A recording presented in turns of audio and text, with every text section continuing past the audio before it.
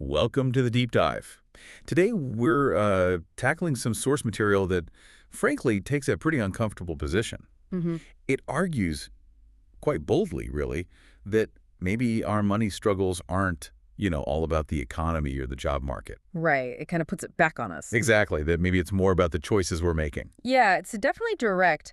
This source, it doesn't really sugarcoat things. It calls this whole perspective a sort of wake-up call, A wake-up call. Yeah. puts the responsibility squarely on, individual decisions, the ones we make every day. Okay, so our mission here in this deep dive is to really unpack what this source actually means when it says being broke is a choice. hmm We want to dig into the specific arguments it makes and just understand that viewpoint fully. Let's do it. So let's jump right into those core arguments. What's the main thrust? Well, this source points to three specific choices it claims are basically keeping people broke. Three choices. Okay, Mhm. what's the first one it really zeroes in on? It hits hard on how we often go for immediate pleasure instead of thinking long-term. It calls it choosing instant gratification over long-term wealth. Ah, okay. Like what kind of things? You know, the usual suspects. That brand new iPhone the second it comes out, getting takeout every single night, those weekend splurges that just, boom, wreck the budget. Yeah, I can see that. The source actually says something like, you're trading financial freedom for dopamine hits. That Right. that lands. It's blunt, isn't it? And it links those, seemingly small daily buys directly to the bigger picture. Meaning they aren't just small things. Right. The source argues they're active choices instead of building something real over time. You're choosing the takeout over saving, basically. Okay, so instant gratification is choice number one. What's the second big choice this source talks about? This one's more about mindset, I guess. Choosing excuses over action. Excuses. Yeah, and it gives a pretty sharp example, one that probably feels familiar to a lot of us, claiming, oh, I don't have time to learn about money. But somehow managing to find, 4 hours a day for Netflix or scrolling social media. Oof, yeah, that comparison. hmm It stings a bit, doesn't it? Yeah. Really makes you pause and think about where the time actually goes. Exactly. It forces that question about priorities. If getting smarter about your money isn't high on the list, well, other stuff will just fill that time. Less productive stuff, probably. So the source is saying the excuse is the real roadblock, not necessarily the lack of time itself. That seems to be the core idea, yeah. Okay, instant gratification, check.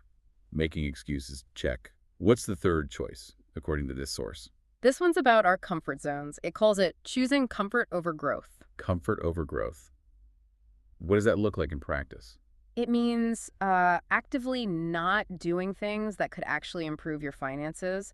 Things like, starting that side hustle you thought about, or really pushing to negotiate a raise at work, or maybe taking the leap into investing. Because staying put, even if it's not ideal, just feels less scary, less effort than trying something new. That's exactly the angle the source takes.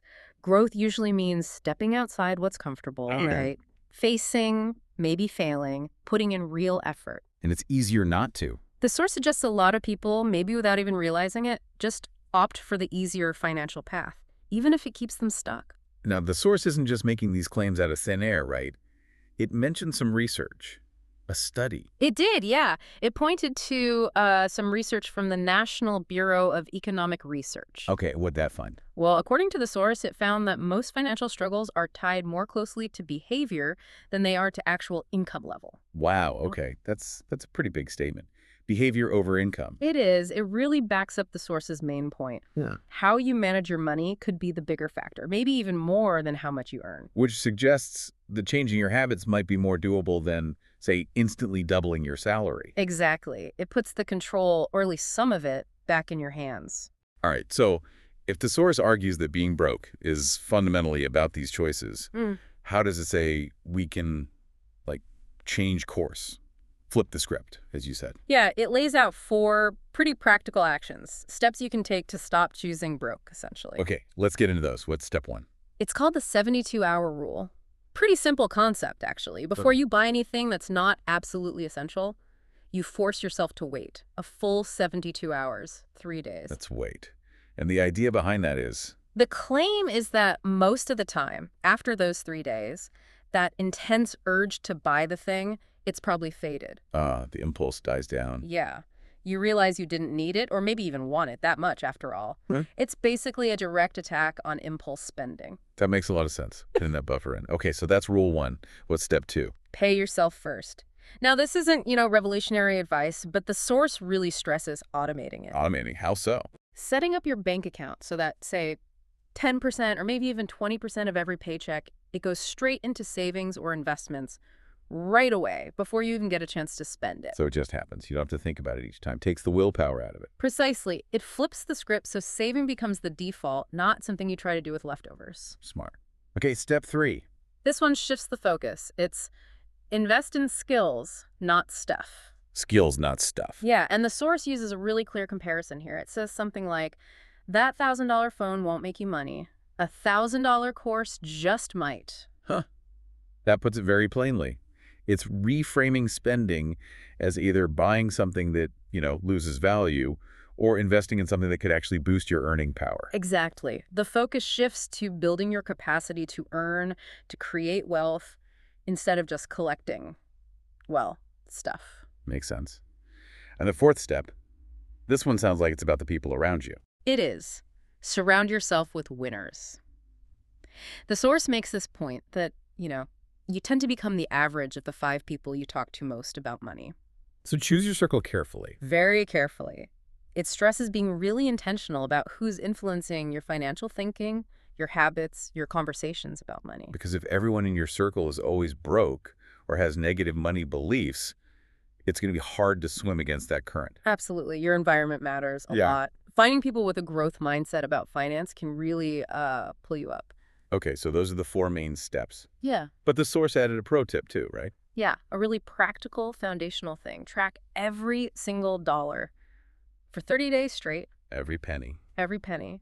The source basically says most people will be genuinely shocked, like truly surprised, when they see where their money's actually going. Yeah, you can't fix what you don't see. That awareness is key. Totally.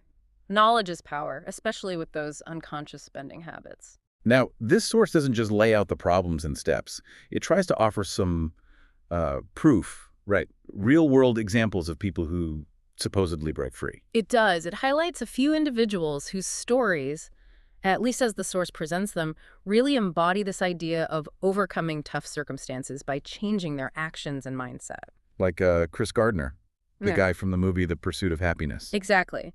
His story, going from homeless to millionaire, is used by the source as, powerful evidence of resilience, proof that you can change your financial reality even from rock bottom. And then there's Kendra Scott. Didn't she start with very little? Yeah, the source mentioned she started her huge jewelry company with just $500, working out of a spare bedroom. Wow. And that example is used to show you don't always need huge amounts of capital to start. It's more about initiative, resourcefulness, using what you do have. And Dave Ramsey comes up too, right? The personal finance guy. Known for his big platform now, but the source points out he went bankrupt first. Right. Yeah. So his story, in this context, is about showing that past financial failures don't have to define you. You can learn, rebuild, it's possible. And the common element the source finds in all these stories, what's the secret sauce, according to them? It boils down to this. They stopped blaming external things, the economy, their boss, whatever, and they started building, taking action themselves. Which really circles back perfectly to the source's whole core message, doesn't it? Shifting from blame to agency, taking control. Exactly. Proactive creation over passive complaint. So bringing this all back home for you listening, the source actually ends with a direct challenge, a no more broke challenge, it calls it. Yeah, it's meant to be something you can do, right now, immediately actionable. Okay, what are the steps? First, cancel one unnecessary subscription. Today, just pick one. Okay, done. Then what? Second, take the money you just saved from that subscription and invest it immediately. Even if it's just the $10 the source uses as an example. Put it into stocks, savings, something. So you're redirecting the cash flow from spending to building. Precisely. That's the key move. And the 3rd step? Repeat. Do it again tomorrow. Find something else small to cut. Invest the savings. Keep doing that for 30 days straight. So it's about building that habit of redirecting consistently, even with small amounts. Yep. Small, consistent actions, creating a new pattern, moving resources from consumption toward investment. And the source leaves us with one last thought, a distinction it makes. Right. A really powerful one to think about. Broke is a season, but poor is a mindset. Broke is temporary. Poor is ingrained thinking. That's the idea it puts forward. It suggests a temporary lack of money is one thing, but a deep-seated way of thinking that keeps you struggling financially, that's something else entirely. That's the poor mindset it talks about. So as you're processing all this pretty challenging idea that being broke is a choice, the habits it points to, the steps it suggests, those examples, what part of it really sticks with you? Or maybe what feels like the biggest hurdle for you personally? Yeah, think about that. And maybe consider this final question based purely on the perspective laid out in the source material we've discussed. What is the single most impactful choice, according to this viewpoint, that you could make right now to start shifting things, to begin building wealth?